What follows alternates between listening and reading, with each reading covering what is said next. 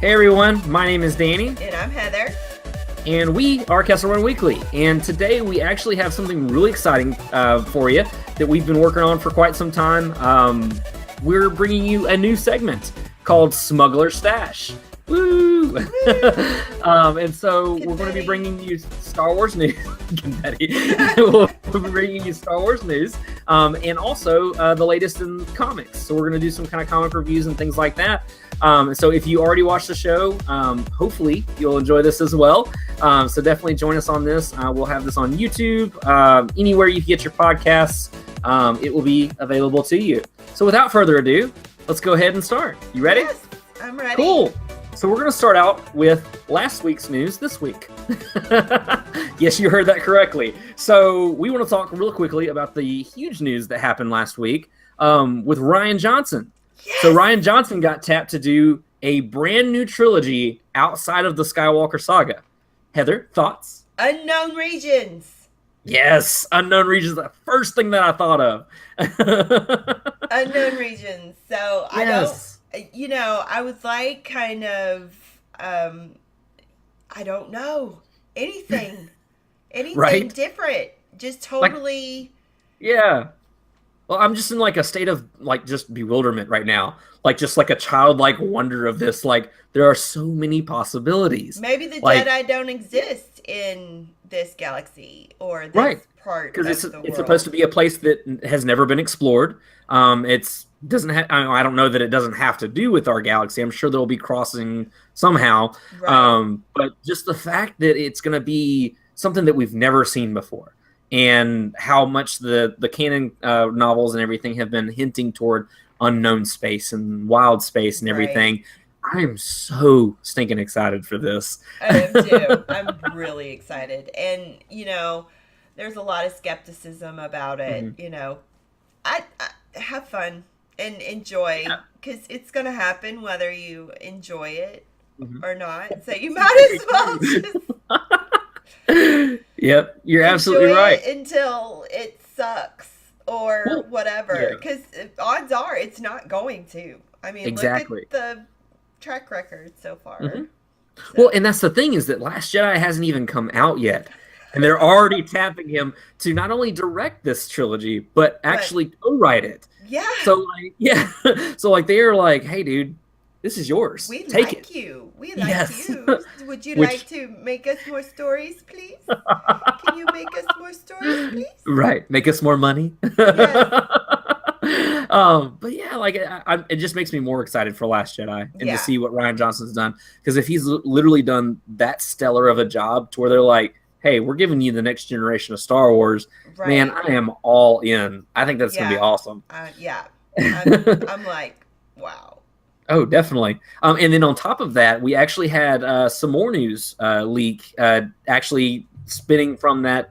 I think it was a shareholders call or something like that is what that initial announcement came from, where we found out that Disney is actually working on developing a Star Wars live action series for their new streaming service in 2019. Yes! I am so excited. Do you want to say this one? Because I have a feeling we're thinking the exact same thing. I'll let you do it.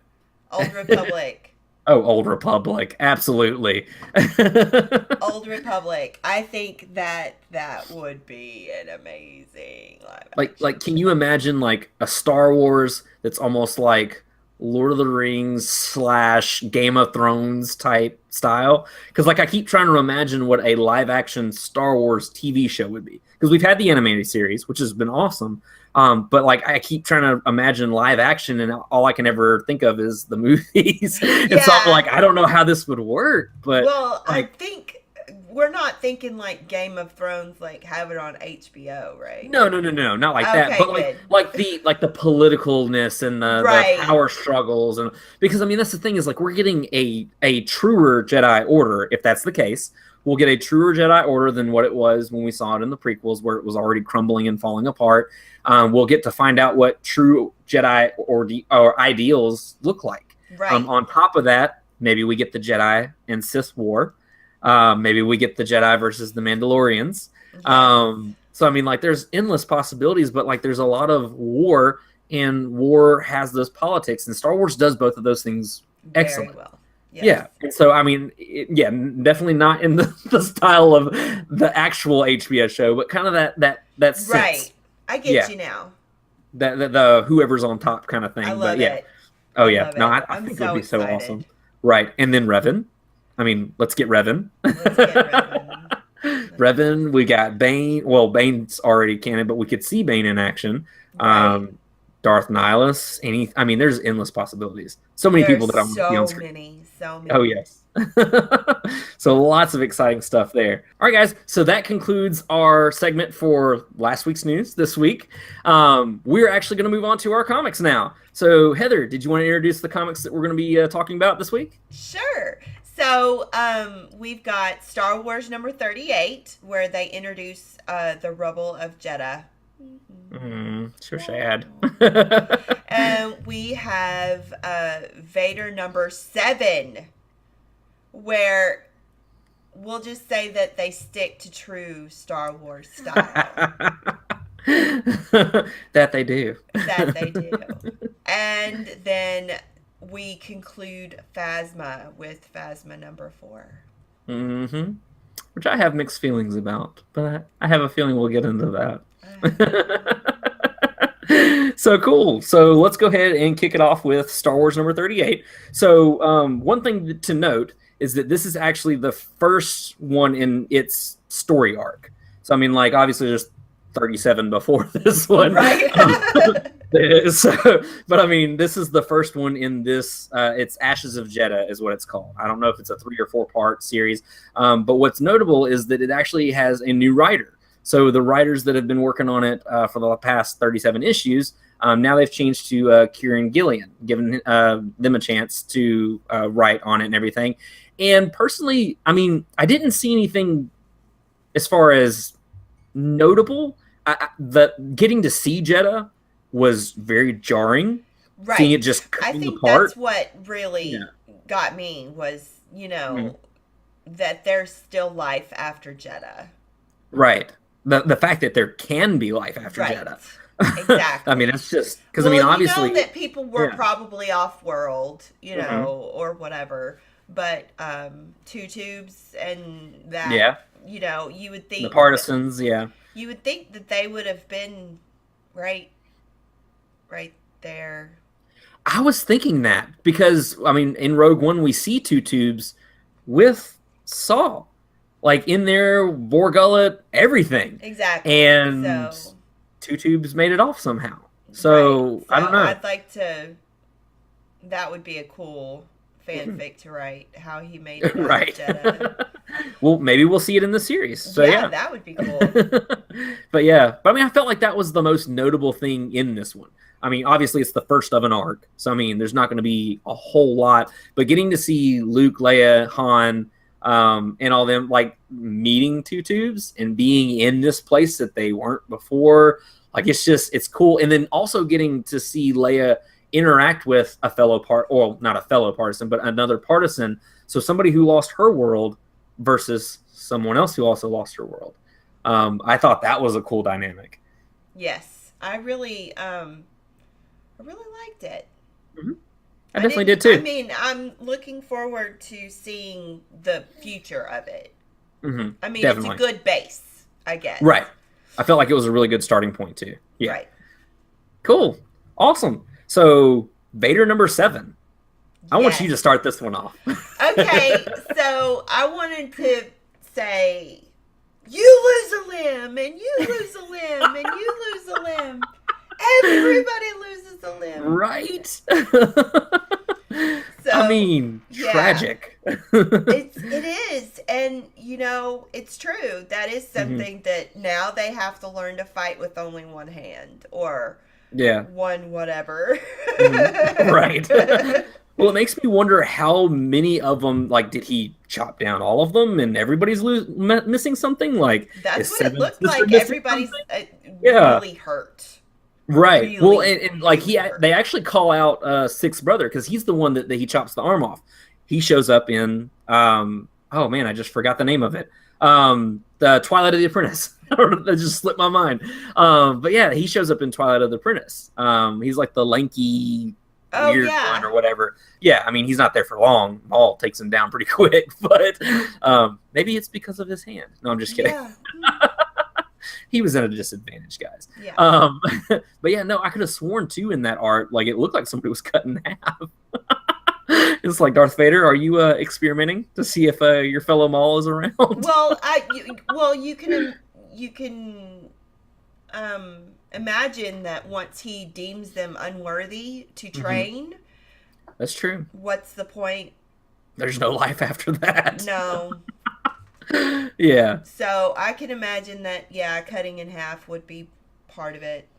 Yeah. I mean, I wouldn't be surprised. Because, I mean, the whole time he's talking about how they're not fit for this. They're not. That they can't do this and that. At one point, he says, that this is a battle that, because they're trained as Jedi, that they walk into battles thinking that everybody can walk away. And that's not true at this point, because they have to kill the Jedi. They cannot let the Jedi just walk away. Right. And that, you corner someone and they're going to fight back differently than if somebody who is actually on the attack. Right. So, yeah, I really thought that was interesting the way he said it. Because I remember well, for one, I loved that the Inquisitors were former Jedi. I thought that was a really cool thing because I don't feel like that was ever explained in Rebels. I don't think it was. I think they were just the looming bad guys at the time. The Grand Inquisitor was explained as, at one point, mildly. Jedi Sentinel. Yeah, very quickly. Yeah. In a hallucinogenic vision. But and it wasn't even a very, but yeah. Right. So, I mean, we knew he was, but to find out that all of them were, I thought was really cool personally. I did like, though, where Darth Vader was talking about how, because they're, like you said, because they're trained as Jedi, they're trained to basically killing and attacking as the last resort. So they're always on the defensive. And he's like, you're not going to win like that. No. And so it's almost like Anakin's already just snapped. Like, he's like, hey, guy, this isn't happening anymore. Game on. But in a way, he's still trying to save their lives. Mm-hmm. Exactly. It's twisted. It's a weird,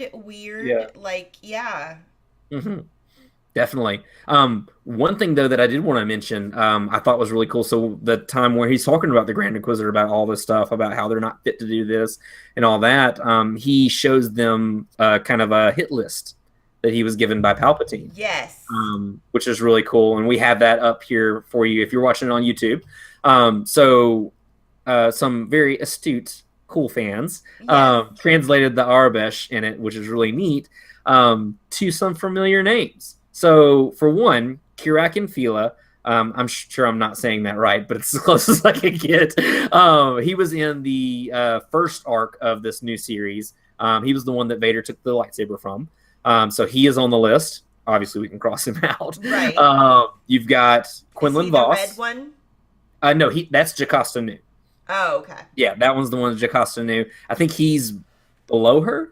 I'm not 100% sure. But yeah, Jocasta Nu is the one that's lit up in red in the panel. Quinlan Voss is listed on there as well. For some of you who know, he was in the Clone Wars and then also in the canon novel Dark Disciple with Asajj Ventress, all that kind of stuff. So really cool there. Yoda shows up, of course, and then our beloved Ahsoka Tano. Yeah. So, he knows she lives. Oh, yeah. Which is messed up because she doesn't. She doesn't know he's alive. Yes.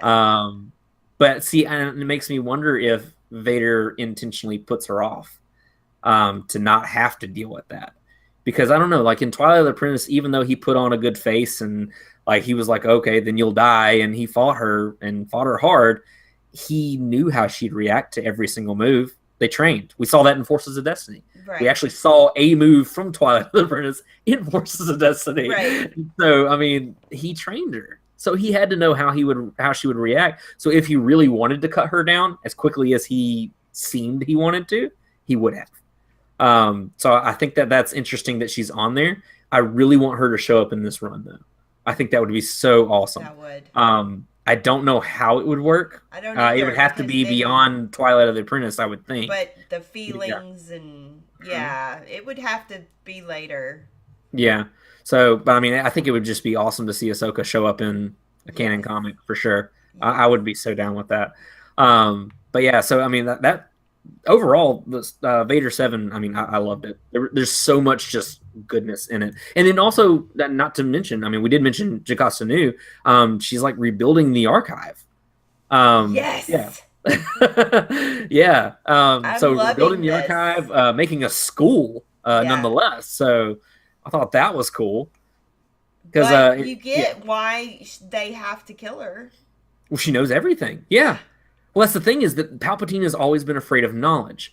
The extermination of the Jedi, taking out all their lightsabers, changing everything to say that they're traitors, all this other kind of stuff. Well, Jocasta Nu knows the truth, Right. and people know that.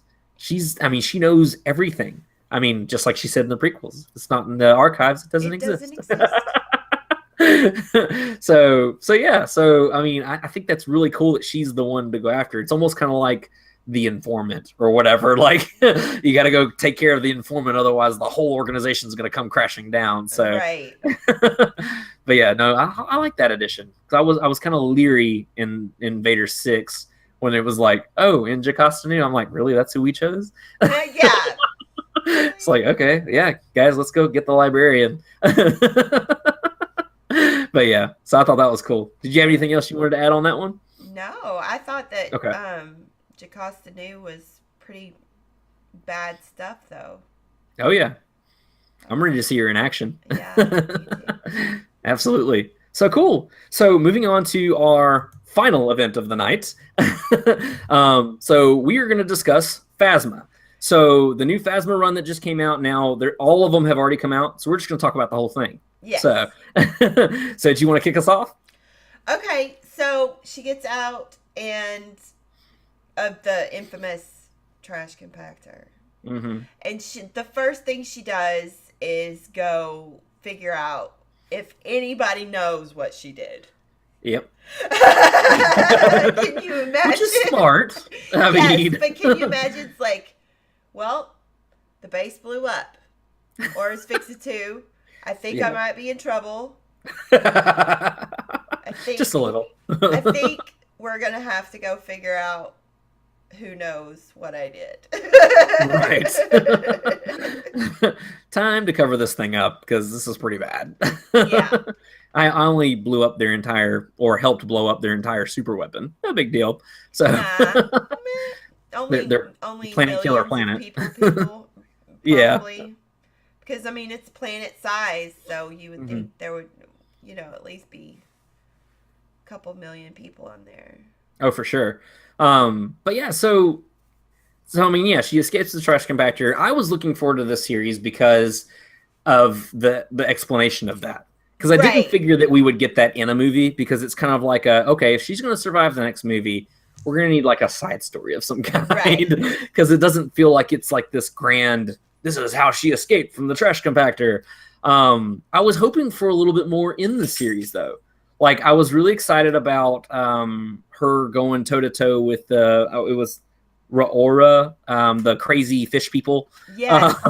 I was excited about that and being on another planet, and her whole thing with Lieutenant Revis, and even her TIE pilot friend that came along with her and everything. See, I was I excited about it. But 3, 4, 6, 5. Say that 5 times fast. Yeah. I had to look before. Anyway, I liked her because one, I've never really seen a female stormtrooper, and 2, she cared. Right. Yep. She's like, shouldn't we help these people and everything in the last issue? But yeah, no, she definitely cared. Yeah. So I really liked her, and Phasma is really cruel just to get. What I mean, you see cruelty in the Empire, and I get that. And the New Order is no different. Yeah, we're used to that. Yeah. Well, I want to present something to you. So, is it cruelty or is it tactfulness, like with Thrawn? To bait someone into a war. Yeah. That there's no way they can win at all. We just sped up the time clock. You just sped up the time clock. Yeah. Of their destruction. That is pretty cruel. I thought so too. I mean, I thought it was pretty messed up because, like, the whole time her TIE pilot friend is sitting there going, like, "Hey, we can help them. We can win." She's like, "Nah, they're doomed."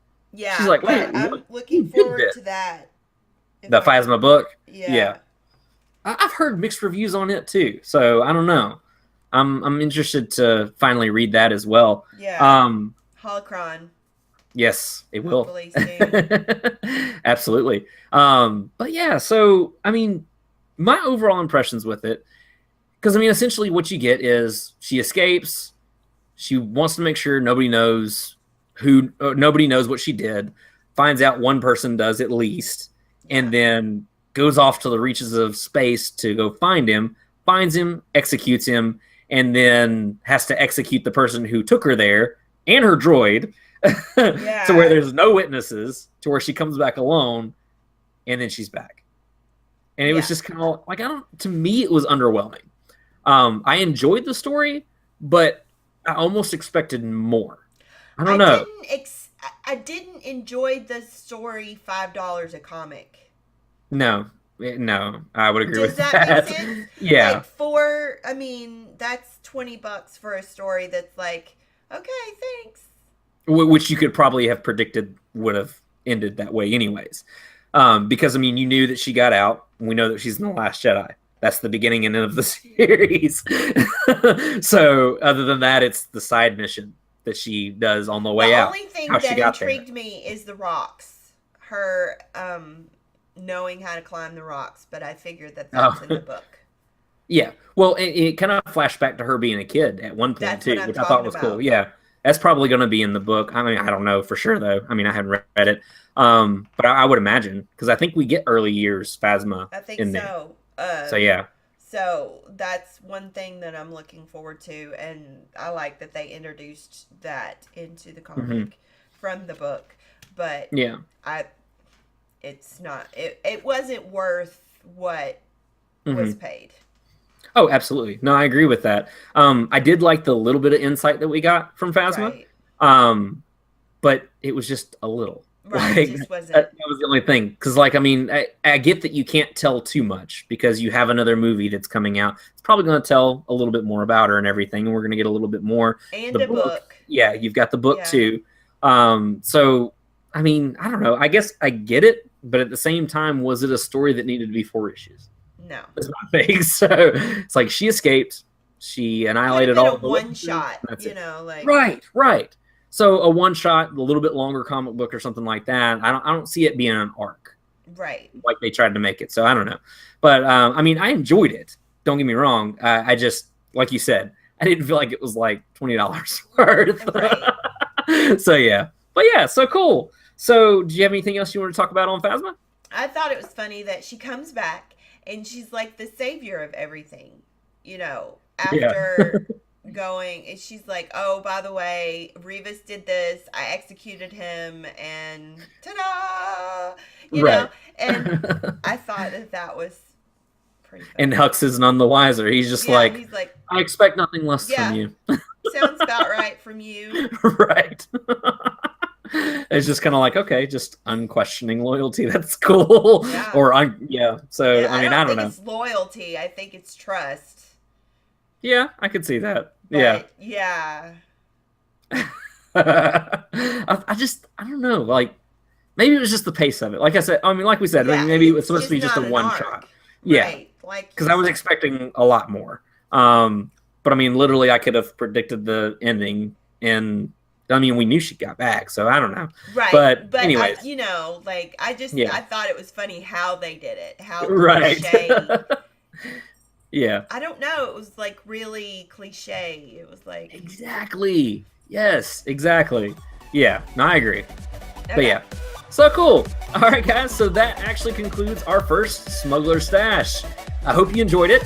If you enjoyed it, please rate and review us wherever you're listening to this at or watching. If you're watching on YouTube, subscribe, like, comment, anything like that. Tell us what you thought of the comments. We will start this as a weekly thing as well. So these will be coming out every single Monday. So definitely look forward to those. So cool. So you good, Heather? Yeah. That's awesome. So cool. So, all right, guys. And so until next time, my name is Danny. I'm Heather. And we are Kessel Run Weekly. And may the Force be with you.